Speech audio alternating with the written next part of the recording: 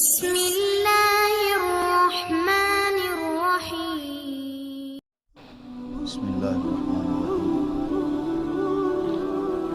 میرا آج کا یہ پیغام اقوام عالم کے لیے ہے، لوگ اسے سنیں اور سمجھیں بھی۔ جو اسلام پر، مسلمانوں پر ایک سخت قسم کا الزام لگایا جا رہا ہے، جس طرح کہ یہ انڈیا کے اندر موجودہ حالات کے اندر موجودہ دنوں میں ایک گستاخان نے گستاخی کی، نور پور شرما، اور ایک وہ پنڈت اس کا پتہ نہیں کیا نام ہے، بہت زیادہ ہذیان بک رہا ہے اور بہت ساری جھوٹی باتیں مسلمانوں کے خلاف اور اسلام کی طرف منسوب کر رہا ہے۔ ان باتوں میں ایک بات یہ بھی ہے، کہتا ہے کہ مسلمانوں کو پیدا ہوتے ہی یہ سکھایا جاتا ہے کہ مسلمانوں کے علاوہ جتنے بھی لوگ ہیں ان کو پکڑو، قتل کر دو، مار دو۔ کسی ایسی کوئی ہماری کتاب کا کوئی حوالہ پیش کرے، کسی مفسر، کسی محدث، کسی عالم دین کی کوئی بات ہمیں بتائے، ہماری فلاں کتاب کے اندر لکھا ہوا ہے کہ جتنے بھی غیر مسلم ان کو بغیر کسی وجہ کے مار دو۔ کہیں بھی نہیں ہے، نہ یہ اسلام کا طریقہ ہے، نہ یہ اسلام کی تعلیم ہے۔ ہاں، اسلام کے اندر ایک ہی بات ہے کہ ظالم جو ہوتا ہے نا، اس کو کسی صورت معافی نہیں ہے۔ وہ ظالم کسی مذہب میں ہو، کسی گروہ میں ہو، کسی جماعت میں ہو، اس کی کوئی تفریق اسلام نہیں کرتا۔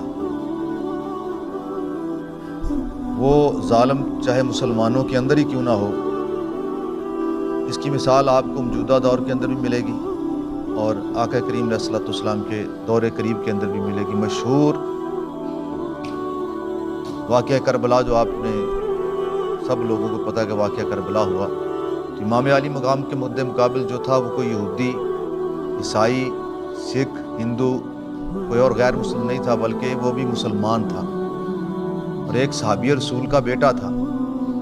لیکن راہ حق سے ہٹ گیا، ظالم بن گیا۔ اس کا انجام بھی برا ہوا۔ اس نے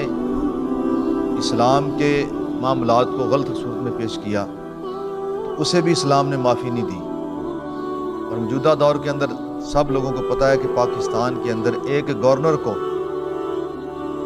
ایک سچے عاشق رسول نے قتل کیوں کیا؟ وہ گورنر اپنے آپ کو مسلمان بھی کہتا تھا، کلمہ پڑھنے والا بھی تھا، نبی پاک صلی اللہ علیہ وسلم کو نبی ماننے والا بھی تھا۔ اس نے نبی کی بات ذات پہ اعتراض نہیں کیا، اس نے نبی کی گستاخی نہیں کی تھی، صرف نبی کی ذات کے لیے، آپ کی ناموس کے لیے بڑھنے والے قانون کے بارے میں اس نے کچھ لب کشائی کی تھی، کچھ غلط لفظ بولے تھے، تو وہی مسلمانوں نے اسے بھی برداشت نہیں کیا۔ یہ نہیں پوچھا کہ یہ جناب کس مذہب سے تعلق رکھتا ہے۔ تو یہ دو مثالیں میں آپ لوگوں کے سامنے رکھ رہا ہوں، تمام لوگوں کے سامنے۔ خدا را اپنے اپنے مذاہب کے اندر جو لوگ آپ کو یہ اکساتے ہیں، بھڑکاتے ہیں مسلمانوں کے خلاف کہ مسلمانوں کے یہ عقائد ہیں، مسلمانوں کا یہ طریقہ ہے، وہ غلط کر رہے ہیں، اسلام کا مطالعہ کریں، مسلمانوں سے ملے جلیں، ان سے سوال کریں، پوچھیں، اور جو ایسی بات کرتا ہے وہ ہمیں حوالہ پیش کرے کہ تمہاری فلاں کتاب کے اندر یہ لکھا ہوا ہے کہ ہر غیر مسلم کو مار دو۔ ہمارے آقا کریم علیہ الصلوۃ والسلام کا تو یہ فرمان ہے کہ جس کسی نے کسی ایسے ذمہ غیر مسلم کو قتل کیا ناحق طور پر، تو قیامت والے دن میں اس غیر مسلم کے ساتھ کھڑا ہو کر مسلمان کے خلاف مقدمہ لڑوں گا۔ جو دین ہمیں یہ تعلیم دیتا ہو، جو اسلام ہمیں یہ سکھاتا ہو، جس نبی کی یہ تعلیمات ہوں، اس کے بارے میں ایسے واہیات قسم کے الزام لگانا اپنی دنیا آخرت کو برباد کرنے والی بات ہے۔ یہ وہ لوگ ہیں جو باطل کا ساتھ دینے والے ہیں، اور حق اور باطل کی لڑائی ازل سے ہو رہی ہے اور قیامت تک ہوتی رہے گی۔ یہ وہ لوگ ہیں جو خود کچھ کر سکتے نہیں، یہ اپنے باطل عقائد کے ذریعے سے عوام الناس کو بھٹکاتے ہیں، ان کے جذبات کو بارتے ہیں تاکہ دنگا فساد اور ان کا کاروبار چلتا رہے۔ خدا را میری تمام مذاہب کے لوگوں سے یہ گزارش ہے کہ وہ اسلام کو خود پڑھیں، خود اسلام کے بارے میں سوال کریں، مسلمانوں کے اوپر سوال کریں، مسلمانوں سے ملاقاتیں کریں، پوچھیں، جو اعتراضات اٹھاتے ہیں آپ کو ہر بات کا شافی جواب ملے گا۔ اسلام ہر طرح ہر جگہ امن چاہتا ہے۔ اسلام صرف باطل کے خلاف بولتا ہے، وہ باطل چاہے مسلمان ہو، وہ باطل چاہے سکھ ہو، ہندو ہو، عیسائی ہو، کوئی بھی ہو، کسی صورت میں بھی ہو، اسلام صرف باطل کو مٹانے کا حکم دیتا ہے۔ اور اپنے اپنے نظریے پہ رہ کر، اپنے اپنے مذہب کے اندر رہ کر، کوئی ہندو ہے تو ہندو بن کر رہے، کوئی مسلمان ہے تو مسلمان بن کر رہے، کوئی سکھ ہے تو سکھ بن کر رہے۔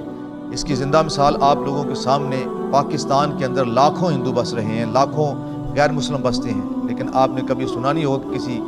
غیر مسلم کو ایسے ہی مار دیا۔ ہاں کوئی گستاخی کرے تو گستاخ کے لیے صرف ہم یہ بولتے ہیں کہ گستاخ رسول کی ایک ہی سزا، سرطن سے جدا، سرطن سے جدا۔ ہم نے کبھی نہیں کہا کہ یہودی کی ایک سزا، ہم نے کبھی نہیں کہا ہندو کی ایک سزا۔ کسی مسلمان نے کبھی یہ نعرہ نہیں لگایا کہ کسی جناب سکھ عیسائی کی، کسی یہودی کی، کسی غیر مسلم کی جو سزا ہے سرطن سے جدا کر دو، بلکہ یہ سزا ہے کہ گستاخ رسول کی ایک ہی سزا۔ وہ گستاخ اگر مسلمانوں کے اندر بھی ہوگا تو اس کا انجام بھی بد ہوگا، جس طرح کے موجودہ دور کے اندر آپ لوگوں نے دیکھا اس گورنر کو بھی واصل جہنم کیا گیا، جس نے آقا علیہ السلام کے ناموس پر بننے والے قانون کے بارے میں جو ہرزہ سرائی کی تھی۔ تو اس لیے میرا یہ پیغام سب لوگ سنیں بھی اور سمجھیں بھی، ہمارے کسی مذہب کے ساتھ ذاتی کوئی لڑائی نہیں ہے، جب تک کہ وہ